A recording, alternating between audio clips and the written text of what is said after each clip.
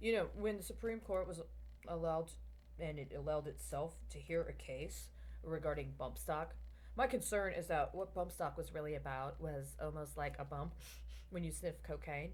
When you got the little amount and you're about to come down and you might crash.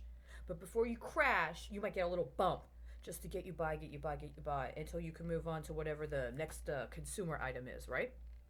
That's what bump stock actually is. That they were using firearms as a derivative or in connection with a specific contextualization around the financial system. Bump stock.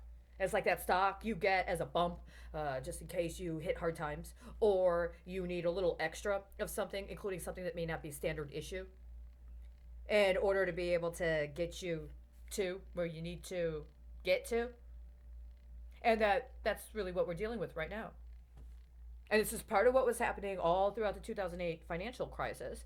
And rather than actually acknowledging who and what they were dealing with, it was more convenient for a certain political interest to try to cloak it in some alleged secrecy that's not even justified.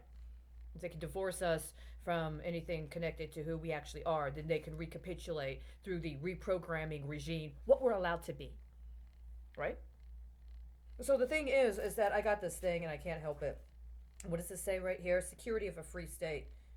The phrase security of a free state meant security of a free polity, not security of each of the several states, as the dissent argued. Joseph Story wrote in his treatise on the Constitution that the word state is used in various senses, and in the most enlarged sense, it means the people composing a particular nation or community. It is true that the term state elsewhere in the Constitution refers to individual states, but the phrase security of a free state in close variations seem to have been terms of art in the 18th century political discourse, meaning a free country or free polity. Moreover, the other instances of state in the Constitution are typically accompanied by modifiers making clear that the reference is to the several states. Each state, several states, any state, that state, particular states, one state, no state. And the presence of the term foreign state in Article 1 and Article 3 shows that the word state did not have a single meaning in the Constitution. There are many reasons why the militia was thought to be necessary to the security of a free state. First, of course, it is useful in repelling invasions and suppressing insurrections. Second, it renders large standing armies unnecessary. An argument that Alexander Hamilton made in favor of federal control over the militia.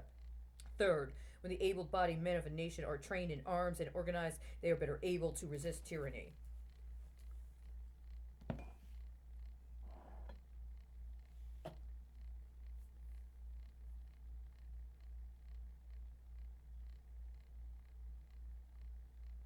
I'm not your bump stock, ma'am.